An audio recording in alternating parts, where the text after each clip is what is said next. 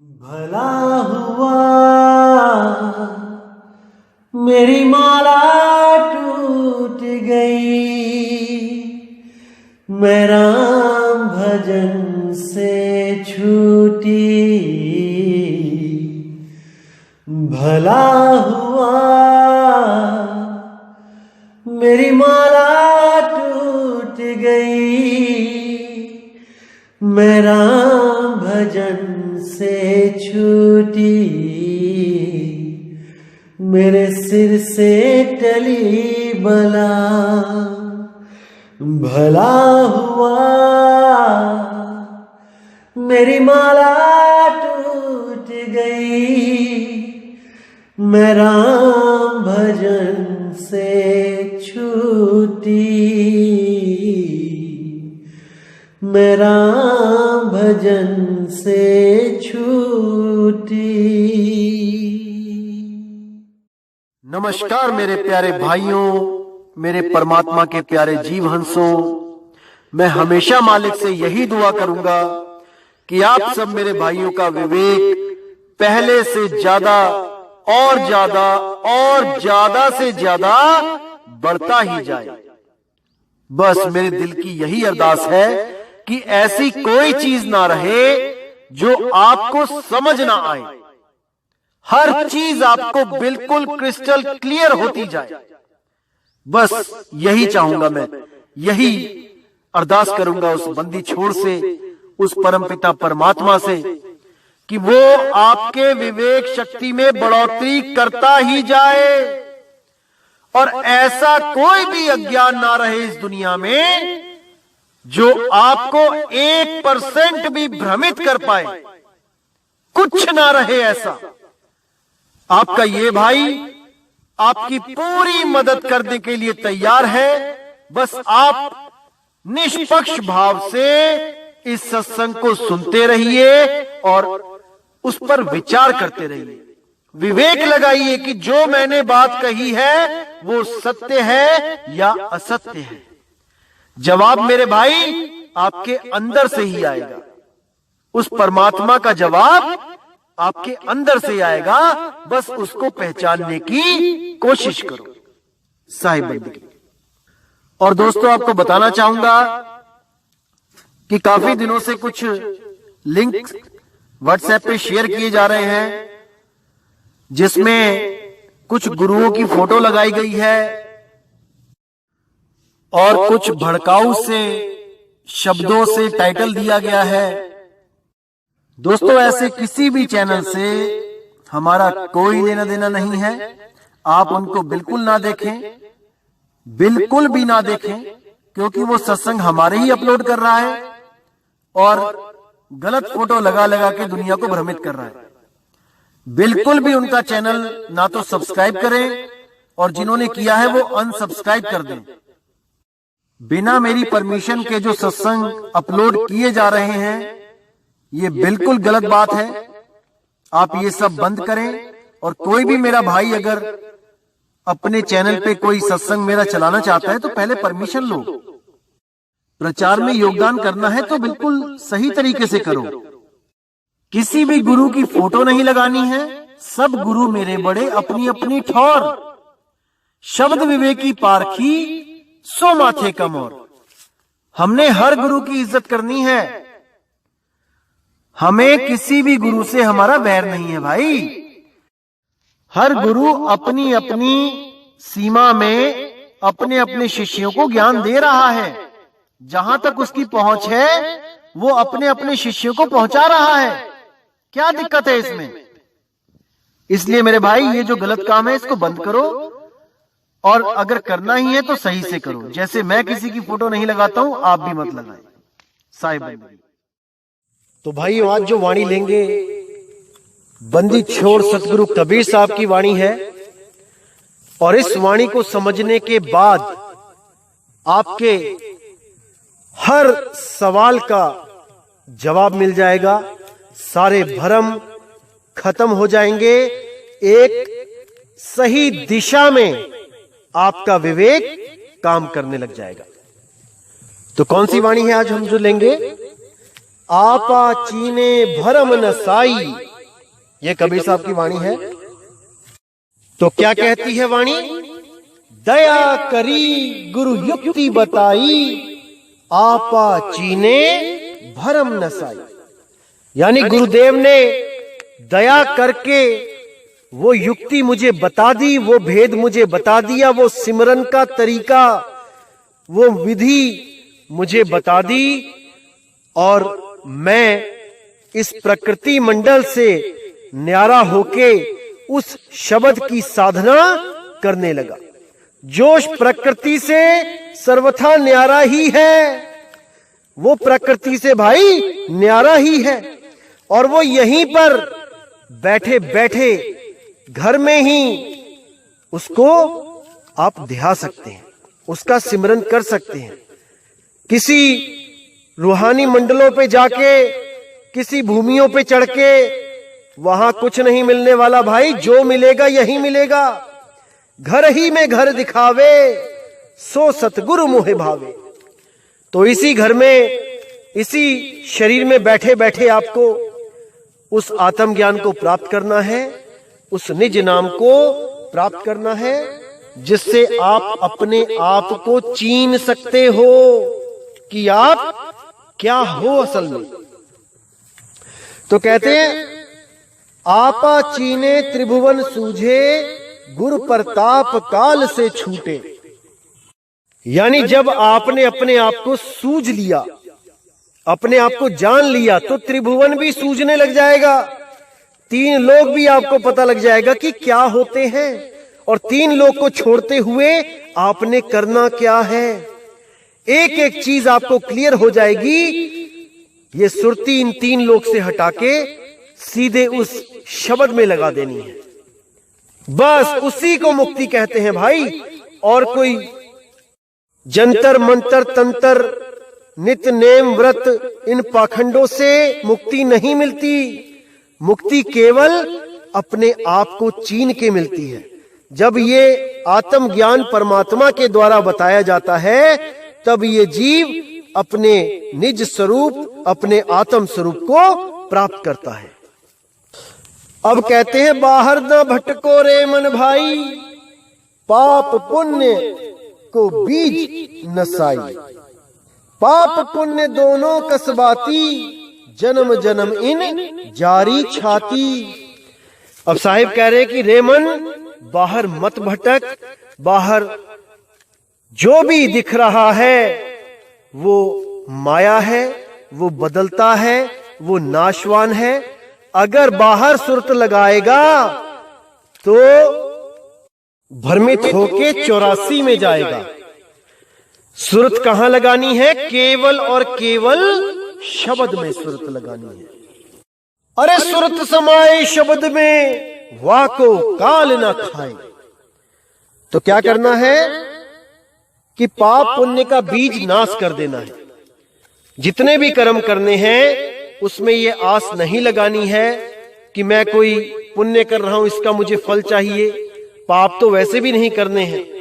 तो इन दोनों से ही मुक्त हो जाना है, इन दोनों से ही आशा मुक्त हो जाना है। काम कसाई क्रोध चंडाला, आशा बैरिन तृष्णा काला। लोभ डोमरो निद्रा डारा, मनसा चोर दिया दुख भारा। कनक कामनी कलहक भांडो, इन ठगनी ने सब जग डांडो। कैसे छूटे मोह के फंदा, कैसे पावे खिजमत बंदा। अब ये लोभ, निद्रा, ये क्रोध, काम, इन सब में ही जीव को ऐसा उलझाया गया है कि कोई भी नहीं बच सकता। जब तक शब्द गुरु की दया नहीं हो गई, एक भी जीव नहीं बच सकता। अब कहते कैसे भंवर कमल को पावे, कैसे जग जंजाल नसावे। कौन सा भंवरा, कौन सा कमल, इस पे विवेक लगाना है मेरे भाई। कैसे भंवर कमल को पावे। भंवर रूपी सुरती इस संसार में फूल फूल पे बैठती हुई भटक रही है। और कौन से कमल को पावे? सुरती कमल को, उस अष्टम चक्र को। कैसे भंवर कमल को पावे, कैसे जग जंजाल नसावे। ये जो जग जंजाल, ये जो शरीर है, ये कैसे इसका नाश हो, ऐसा नाश हो कि दोबारा ना मिले। सबसे बड़ी दुविधा यही है, क्योंकि हर इंसान मरते हुए यही सोचता है कि मैं ना मरूं, मैं इस शरीर से ना निकाला जाऊं, मैं इस शरीर में ही रहूं। एक चींटी से लेके हाथी तक अपने शरीर को बचाने के लिए भरसक प्रयास करता है, केवल इसलिए क्योंकि वो अपने निज रूप को नहीं जान रहा है। वो इस मिट्टी के भांडे को ही अपना असली रूप समझ रहा है और सोच रहा है कि अगर ये नष्ट हो गया तो मैं नष्ट हो जाऊंगा, मैं मर जाऊंगा। अरे तुम कभी नहीं मर सकते, तुम अजर अमर अविनाशी हो, लेकिन तुम भूल गए हो अपने उस निज स्वरूप को, जिसको आत्म स्वरूप कहा जाता है, जिसको प्राप्त करने पर काल आपका कुछ नहीं बिगाड़ सकता, क्योंकि इसको ना तो कोई काट सकता है, ना तो कोई जला सकता है। ये आत्म रूप है ही ऐसा। जब तक आप जीव अवस्था में हो, आपको एक कुत्ता भी मार सकता है, लेकिन अगर आप आत्म ज्ञान में आ गए, आत्म स्वरूप को प्राप्त कर गए, तो ये काल आपका कुछ नहीं बिगाड़ सकता। कोई यमदूत आपको नहीं पकड़ सकता, क्योंकि आत्मा को पकड़ा ही नहीं जा सकता। जब तक ये अपने आप को तत्व समझती है, तब तक बेड़ियां भी लग जाती हैं और सर कलम भी किए जाते हैं। लेकिन जब ये आत्म ज्ञान में आ जाती है, तब ये निर्भय पद को प्राप्त करती है। इसका मतलब ये नहीं कि आप ट्रेन के आगे खड़े हो जाओ या किसी पुल से छलांग मार दो, निर्भय पद मिल गया आपको। इसका मतलब है कभी भी आपकी प्राकृतिक मौत आएगी तो आपको पता होगा कि मैंने क्या करना है, कैसे अपनी सुरती को समेट के उस शब्द में लगा देना है। तो आगे कहते हैं, जब सतगुरु सार मत दीना, बड़े भाग से आत्म चीना। बड़े भाग से आत्म जागे, कहे कबीर जब ही भ्रम भागे। जब सतगुरु सार मत दे देते हैं, वो सार नाम दे देते हैं, वो सार शब्द दे देते हैं, अपना निज स्वरूप दे देते हैं, तब आत्मा जाग जाती है। तब जीव समझ जाता है कि मैं आत्मा हूं, और वो उस उच्च अवस्था को प्राप्त कर लेता है जहां पर कोई देवी देवता, कोई पीर पैगंबर, कोई ऋषि महर्षि भी नहीं पहुंच पाता। सारी सारी उम्र नाम जपने में लगा देते हैं, लेकिन वहां तक नहीं पहुंच पाते जहां पे सतगुरु निज स्वरूप प्रदान करके पहुंचा देता है।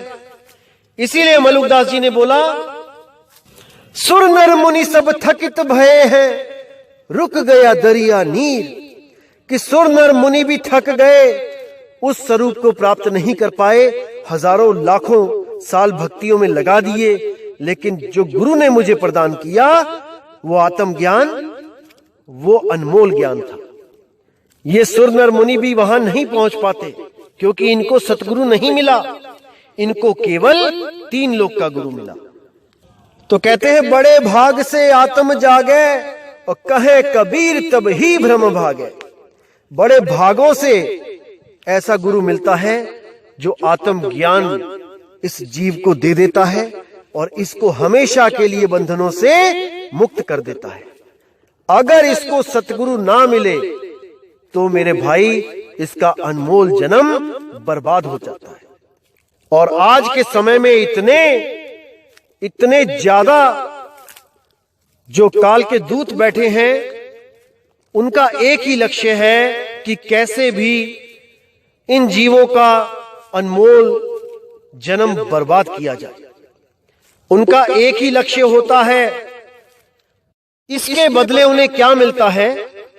इसके बदले उन्हें 3 लोक की माया मिलती है। बड़े बड़े आश्रम, बड़े बड़े मंदिर, बड़े बड़े खजाने भर जाते हैं, केवल इसीलिए कि जीव को उलझाओ।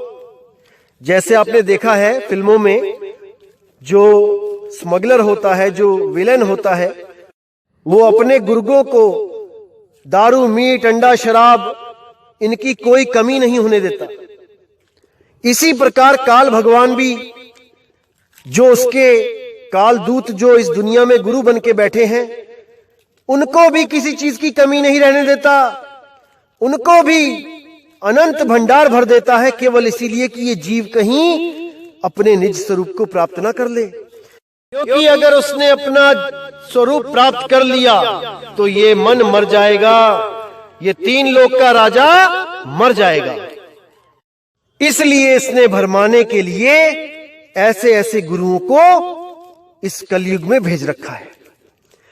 क्योंकि अनुराग सागर के हिसाब से काल ने कबीर साहब से वचन लिया कि 3 युग में मत आना, प्रचार करने मत आना, अगर आना है तो कुछ कुछ बहुत कम जीव ले जाना, अपना पंथ मत चलाना, हां कलयुग में जितने मर्जी ले जाना। तो कबीर साहब ने कहा कि मुझे पता है कि तूने ऐसा क्यों वचन लिया है, 3 युग में तू बहुत भरमाएगा जीवों को, तरह तरह के अवतारों में उलझाएगा, लोगों को मारेगा, फिर अपना ही एक रूप अवतार बना के अपनी ही आस लगवाएगा, भक्षक को रक्षक कहलवा के उससे प्रेम करवाएगा, और कलयुग में पाप बढ़ाएगा, व्यभिचार बढ़ाएगा, नशे बढ़ाएगा, ताकि कम से कम जीव सत्य को जान पाए, सत्य के साथ जुड़ पाए। बीड़ी सिगरेट गुटखा पता नहीं क्या क्या नशे करवाएगा और उसके मन को इन नशों का गुलाम बना लेगा। जैसे किसी भी तेज से तेज दौड़ने वाले जानवर को हम एक जंजीर से बांध दे तो उसकी सारी तेजी धरी की धरी रह जाती है। इसी तरह जीव को इन नशों में डालकर उसको एक बेड़ी में डाल दिया जाता है। एक 10 ग्राम की बीड़ी, एक 10 ग्राम की बीड़ी 80 किलो के शरीर को उठा के उस दुकान तक पहुंचा देती है। कितना बड़ा बंधन है, लेकिन इसको कोई समझ नहीं रहा है। इसको भाइयों जब तक नहीं समझोगे इन बंधनों को, आप मुक्त नहीं हो पाओगे। सबसे पहले तो अपना तन शुद्ध कर लो। कोई मीट मांस अंडा दारू बीड़ी जर्दा गुटखा खैनी कुछ नहीं खाना है। पहले इस तन को शुद्ध करो, उसके बाद गुरु से नाम लो और इस मन को शुद्ध करो और अपना आत्मज्ञान प्राप्त करो। इस मन पे पूरी नजर रखनी है। ये कहां कहां पे आपको फंसा रहा है, पूरी नजर रखनी है।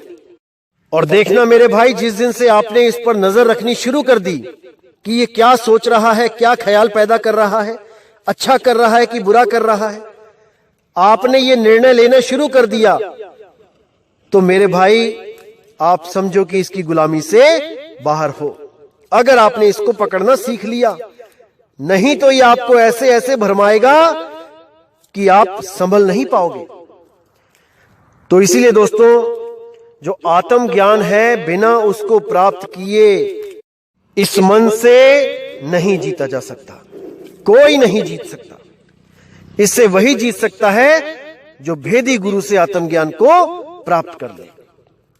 तो दोस्तों, इसी के साथ मैं सत्संग समाप्त करता हूं और उम्मीद करूंगा कि अपने आप को चीनने के लिए, अपने आप को जानने के लिए, अपने असली स्वरूप को जानने के लिए आप जरूर विवेक लगाओगे, सत्संगों को समझोगे, और पूरी उम्मीद करता हूं कि कोई भी अज्ञान आपके पास भी नहीं फटकेगा, अगर आपने विवेक लगाना सीख लिया तो दोस्तों, इसी के साथ मुझे विदा करें।